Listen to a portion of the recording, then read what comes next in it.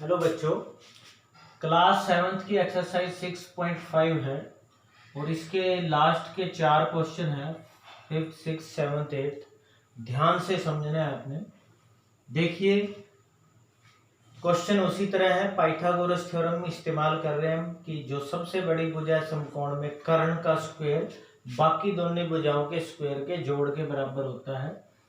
5वां क्वेश्चन है, एक पेड़ भूमि से 5 मीटर की ऊंचाई पर से टूट जाता है। थोड़ा सा ध्यान से समझना है आपने कि एक पेड़ है जो भूमि से 5 मीटर की ऊंचाई से टूट जाता है। देखिए क्या है कि जैसे मान लीजिए ये भूमि है नीचे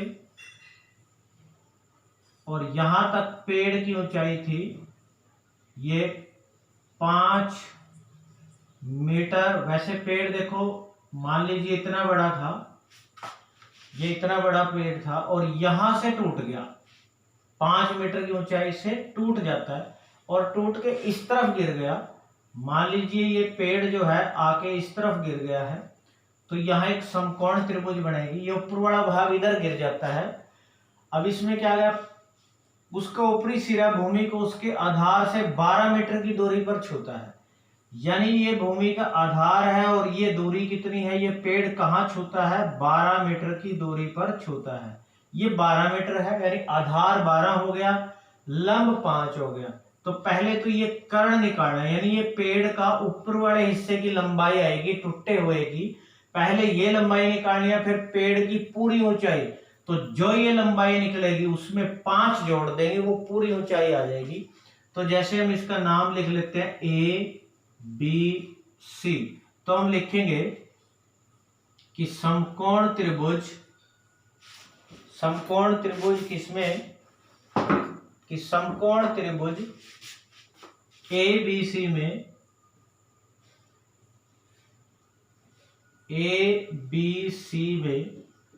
इसमें पाइथागोरस थ्योरम से क्या लिखेंगे हम, जो कर्ण है AC का स्क्वायर जो है वो BC और AB के स्क्वायर के जोड़ के बराबर होता है।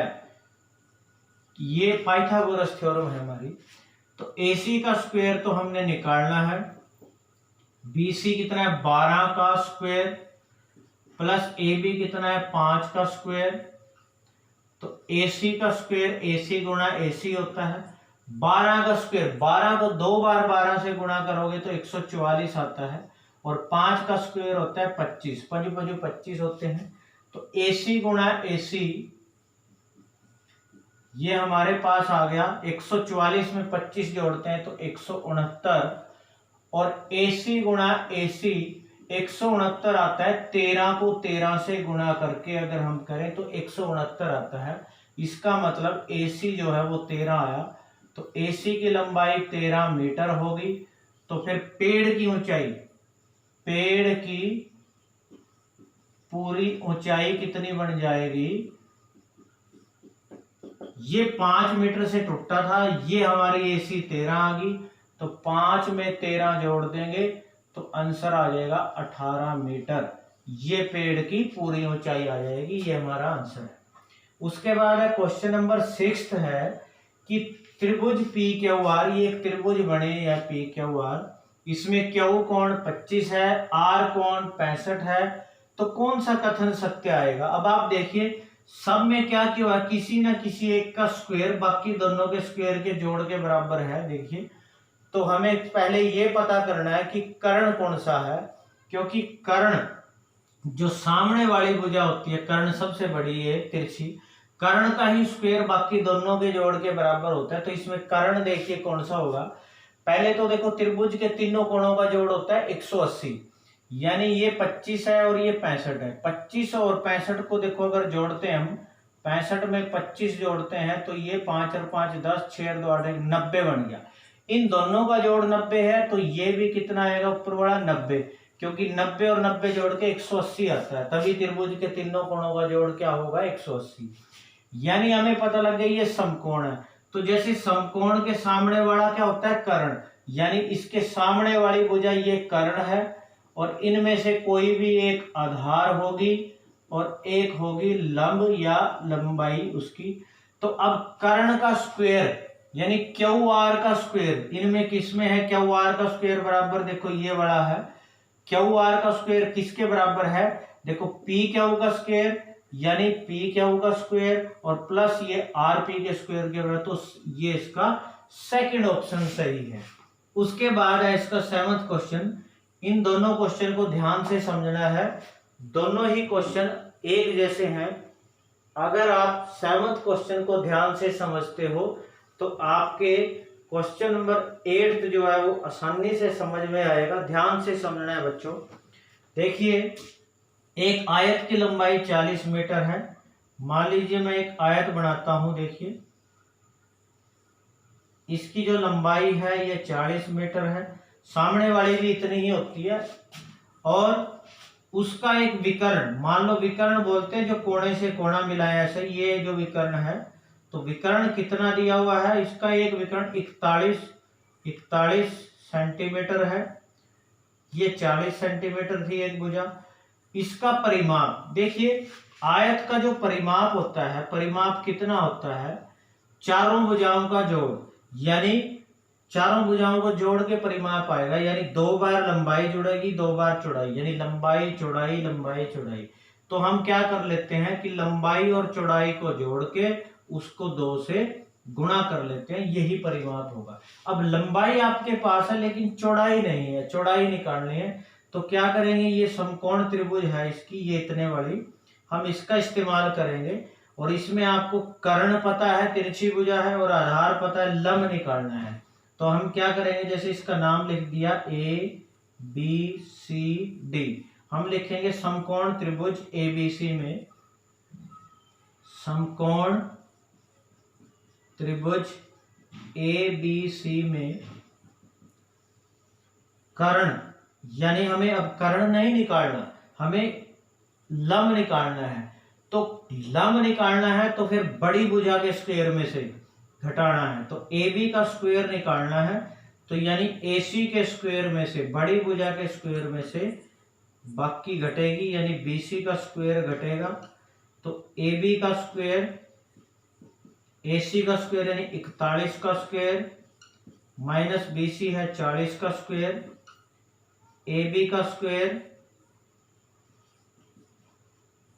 बराबर 41 गुणा 41 बनता है इसका, 40 का स्क्वायर का मतलब 40 गुणा 40, ए बी का स्क्वायर बराबर 41 को 41 से अगर आप गुणा करोगे, देखो 41 गुणा 41 1 4, उसके बाद 4 एकम 4 4 चौके 16, इसको जोड़ोगे तो 1681 आएगा, और ये 40 को 40 से गुणा करके आता है 1600, तो ये बन गया ए बी के स्क्वायर को लिख सकते हैं A B Guna A B बराबर 1681 में से 1600 घटाएंगे तो 81, और A B Guna A B बराबर 81 को लिख सकते हो 9 गुणा 9, यानी इसका मतलब ए बी कितना आया 9, यानी ए बी हमारे पास आ गया 9 सेंटीमीटर। अब ए बी आ गया, यानी ये 9 सेंटीमीटर आ गई, ये चौड़ाई आ गई है हमारे पास आयत की। तो फिर आयत का परिमाप क्या होगा कि 2 की गुणा करेंगे उसकी लंबाई और चौड़ाई को जोड़ के, लंबाई 40 है और चौड़ाई कितनी आई 9, तो फिर 2 की गुणा 40 और 9 49, तो 49 को 2 से गुणा किया तो 98 सेंटीमीटर इसका परिमाप आएगा। तो ये इसका आंसर होगा। पहले पाइथागोरस थ्योरम इसमें लगाएंगे, बड़ी भुजा के स्क्वायर में से, ठीक है, इन दोनों का इस 40 का स्क्वायर घटाएंगे, आपके पास ए बी आ जाएगी, और फिर लंबाई और चौड़ाई को जोड़ के 2 से गुणा कर देंगे। ऐसे ही देखिए इसका लास्ट क्वेश्चन है ये 8th, एक समचतुर्भुज, नाम से ही पता लगा हुआ है समचतुर्भुज का मतलब क्या होता है, जिसकी सम का मतलब समान और चतुर्भुज का मतलब चारों भुजाएं, जिसकी चारों भुजाएं समान है। मान लीजिए वो कैसी भी आकृति ले सकते हो आप, जैसे हमने मान लो ये इस तरह की आकृति बनाई है एक समचतुर्भुज की, और इसकी मान लीजिए सारी एक जैसी है, इसके विकर्ण, एक विकर्ण ये दे रखा है, एक विकर्ण ये, ठीक है, इसके विकर्ण एक तो है 16, ठीक है, कंप्लीट जो है वो 16 सेंटीमीटर है, एक 30 सेंटीमीटर है पूरा। तो क्या करेंगे हम, सम चतुर्भुज के विकर्ण क्या करते हैं, एक दूसरे को आधा आधा बांटते हैं, समद्विभाजित करते हैं। समद्विभाजित मतलब समान भागों में, और 90 डिग्री पे करते हैं। मान लीजिए जैसे ये त्रिभुज ले ली हमने, तो ये सारी भुजा 30 थी तो ये कितनी आएगी, 15 आएगी, और ये सारी 16 थी तो ये कितना आएगा, 8। यानी हमारे पास जो एक समकोण त्रिभुज इसमें बनेगी, यानी वो समकोण त्रिभुज कुछ इस तरह बनेगी। जैसे मान लीजिए हमें ये भुजा निकालनी है, यानी समचतुर्भुज की सारी भुजाएं बराबर होती है। अगर एक भुजा पता लग गई तो फिर चारों ही बराबर होती हैं। इसमें हमें पता है कि ये 15 होगा और ये भुजा 8 होगी, तो हमें ये भुजा निकालनी है। तो हम लिखेंगे, जैसे इसका नाम अगर लिख लेते हैं, जैसे ए बी सी डी, और मान लीजिए यहाँ ओ लिख दिया, तो क्या बनेगी, ये हम ये हिस्सा लिख रहे हैं, ये ए है, ये बी, और ये बीच में आएगा ओ। तो हम लिखेंगे समकोण त्रिभुज ए ओ बी में, अब ये कर्ण निकालना है। सबसे बड़ी भुजा है ए बी का स्क्वायर जो है बाकी को जोड़ के आएगा, तो 15 का स्क्वायर में हम क्या जोड़ेंगे, 8 का स्क्वायर जोड़ेंगे। तो 15 का स्क्वायर होता है 225, 2 बार गुणा करेंगे 15 को, 225 आएगा। 8 होते हैं 64, इसको जोड़ेंगे 289 आएगा। ये ए बी स्क्वायर, और ए बी स्क्वायर को लिख सकते हो ए बी गुणा ए बी, और 289 जो आता है वो 17 को 17 से गुणा करके आता है। तो ए बी कितना आ गया, 17 आ गया। यानी हमारे पास सम चतुर्भुज, यानी ए बी जो है 17 आया, तो सम चतुर्भुज की भुजा कितनी आ गई, 17 सेंटीमीटर। हमें क्या निकालना है, परिमाप। तो चारों भुजाओं का जोड़ निकालना है, तो एक चारों बराबर हैं तो 4 से गुणा कर देते हैं। तो इसका जो परिमाप होगा 4 गुणा भुजा, यानी 4 गुणा 17, और 17 चौके होते हैं 68, तो 68 सेंटीमीटर इसका परिमाप होगा। तो इस तरह से ये हमारी एक्सरसाइज कंप्लीट है। आपने इसको अच्छे से समझ के नोट कर लेना है, और एक्सरसाइज के साथ साथ हमारा ये 6 चैप्टर भी कंप्लीट है। आपने इसको समझ के अच्छे से नोट कर लेना है।